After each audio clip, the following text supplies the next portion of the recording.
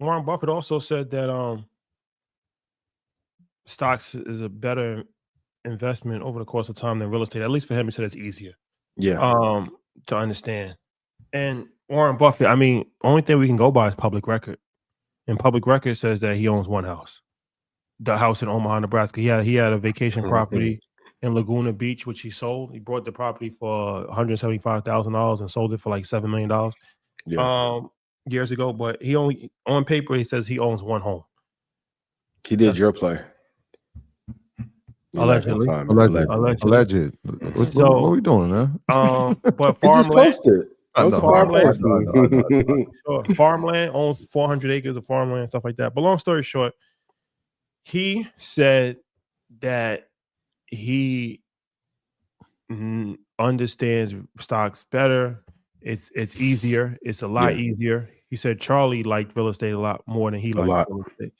So what do you think about Warren Buffett pretty much saying that he prefers stocks over real estate? Like I said, I mean, it would assume if you look at his personal life that's consistent with what he's actually saying. There's two sets of information. I've always said this: the information that you give to the public to give the right answer or answer that's easy to understand, and then it's the information when you talk to your peers or you're in the mastermind setting. Homework assignment: go Google how many units or doors does Berkshire Hathaway own. That's the other trick. Like, I don't personally own the thing, but I may have it in a trust or a trust of a ally or family member. Now, our stocks, like, do they have more data points? Easier buy-in, easier exit liquidity, easier to research, hands down. But the answer is always, and this is what I love about Amazon and that example we talked about, the answer is all. It's not one or another. You want to own stocks, real estate, businesses, crypto, water, air rights. You want to own everything. The day of, I'm just going to be a linear investor in one thing, that's over with, because then you're not going to see the missed opportunity in something that is huge elsewhere. And BlackRock doesn't do that. BlackRock has ETFs, and then Bitcoin got popular. They said, let me get that too. So is it easier to invest in? For sure. Are the returns higher? I know some of y'all want to do a stock versus real estate debate. I'm not going to do it. I love y'all because y'all my friends and I want to obliterate y'all. But the answer to me is always to invest in both or all.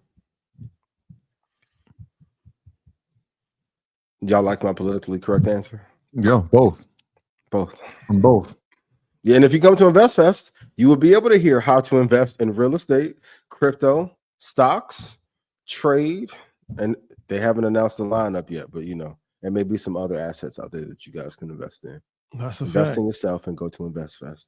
Invest in yourself. That's the biggest investment you'll ever make. Yep. Okay. Well, you think that Berkshire Hathaway will jump into Bitcoin now that he retired? Hello. Now this, I would think, okay, if I'm replacing Buffett, which it's a lesson in certain shoes you shouldn't fill, but how do you turn down that job? I think at some point he has to at least look, if he wants to get a incredible return. No matter what he does, he'll never be Warren. But what can you do to have an impact as the person who succeeded Warren? An alternative asset with a high return. Just imagine if they would have invested when it was at 20,000.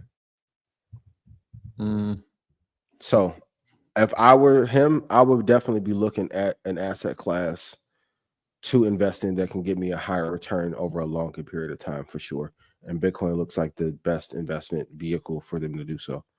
Yeah, so they're not invested in Bitcoin, but they're like Bitcoin adjacent.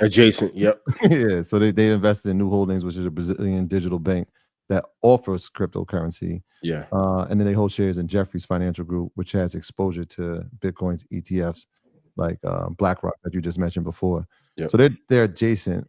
But Greg Abel he's a successor based on everything that he's done in his career thus far. He's kind of leaned toward the side of being what we spoke about last week, a very cautious investment. So that's been his approach.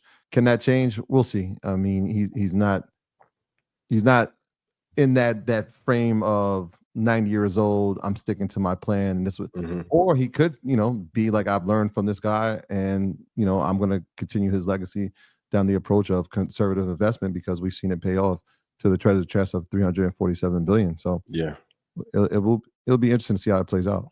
1% exposure for them and that fund over a 5 or 6 year period could get them a 700-800% return.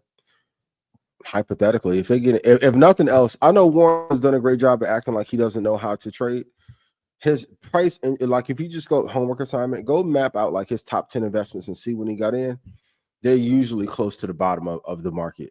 So if anything, he's taught him how to do price discovery really well. If they get in Bitcoin at the right price, like even if, let's say, if it fell to 61,000 or 62,000, which I don't think it will, but if it did, how do you argue to not buy it at that price? You gotta have some exposure at that price. You gotta have some exposure. You gotta have some exposure at any price. We said if Bitcoin goes into 80,000, you gotta like it. If it's in 70,000, you gotta like it. Like if you believe in Bitcoin, you have to have exposure at any price. Yeah, that's the part is the belief, right? If Warren's stance has been that it's rat poison, you don't gotta have exposure at any price. Then it's either you gotta have exposure. You gotta have exposure at any price, or you don't have to have exposure at any price. Because if you don't believe in it, if it's at $10,000, you're not gonna buy it. And that's what I'm saying, right? It's more than just the price; it's the actual belief, right? If the CEO is saying, "Yo, it's rat poison," we're not touching it. Well, Jamie Dimon said that it was a scam also. And they were buying that shit like crazy in England. And also, he's still the CEO. There hasn't been a successor. He's passing it down. So let's see what the successor does. It's his stance, rat poison. We don't know yet.